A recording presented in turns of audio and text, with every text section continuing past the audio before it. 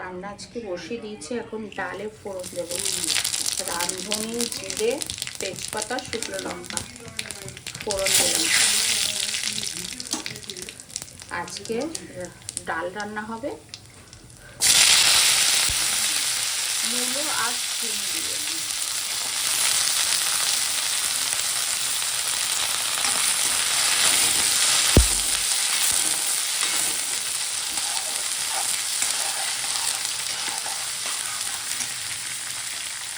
ডালে মূলো আর শিমটা সিদ্ধ করে নিই, কারণ মাম্মাম এই সবজিওয়ালা ডাল খায় না, গন্ধ পায়, তাই আগে থেকে ডালটা সিদ্ধ করে নিয়েছি।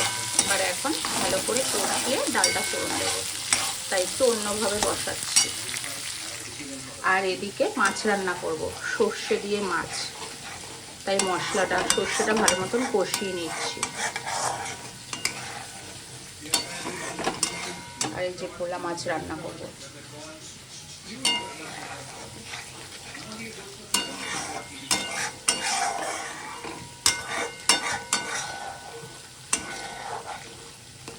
মূলোটা একটু ভাজা ভাজা করলাম, দিয়ে দিলাম।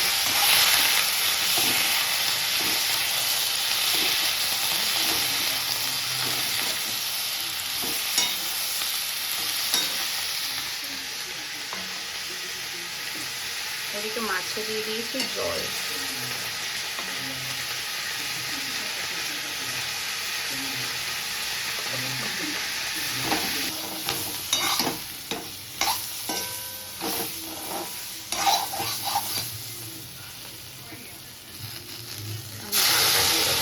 সিদ্ধ করা ডাল ঢেলে দেবো।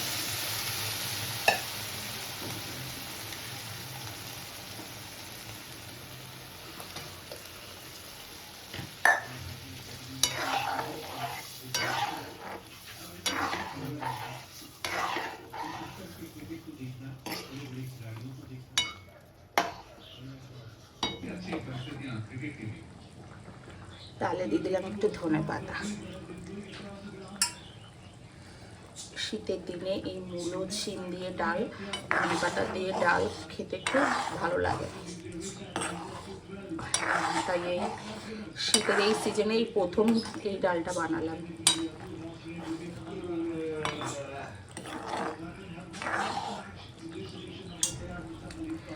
আর এদিকে মাছের ঝোলটাও বলতে গেলে প্রায় রেডি হয়ে গেছে। এখন ধনে পাতা দিয়ে দেবো।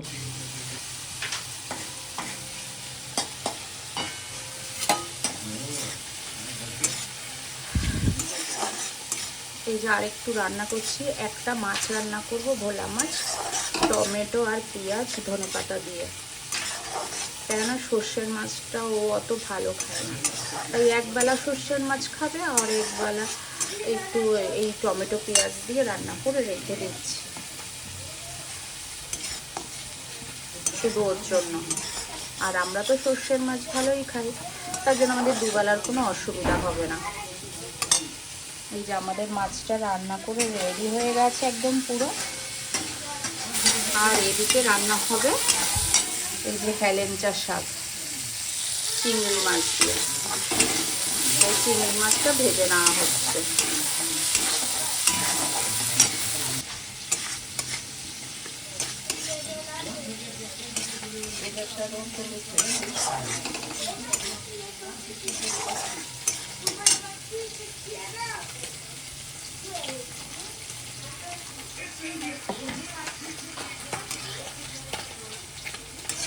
একদম গামাখা করে এটা রান্না করে রাখবো।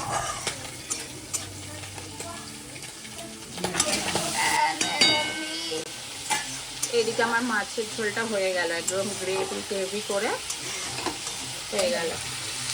আর এদিকে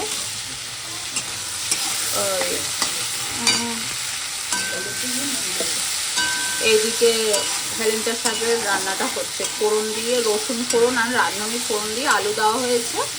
এখন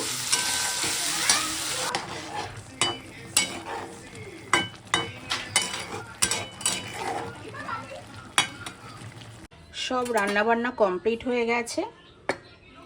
এই যে হেলেঞ্চা শাকটা এরকম হয়েছে। এখানে তো হেলেঞ্চা শাক সচরাচর পাওয়া যায় না, রবিবার দিন একটা দিনই পাওয়া যায়, তাই একটু বানিয়ে বোনকে পাঠিয়েছি, শাশুড়ি মাকে পাঠিয়েছি, আর আমাদের জন্য একটু রেখেছি। এইদিকে মাছও তাই করেছি, সবাইকে দিয়েছি আর আমাদের জন্য রেখেছি। আর এই যে বড় সড়ো করে একটা ডাল করেছি, শুধু এর মধ্যে সবজি, শিম আর মূলো ধনেপাতা দিয়ে, এইটাও। আর এখানে ডিম ভুর্জি করা রয়েছে মামামের জন্য, একটু মাছ টাছ তো কিচ্ছু খায় না। আর এদিকে ওই যে চাটনিটা, আর এদিকে মামামের ডাল সিদ্ধ।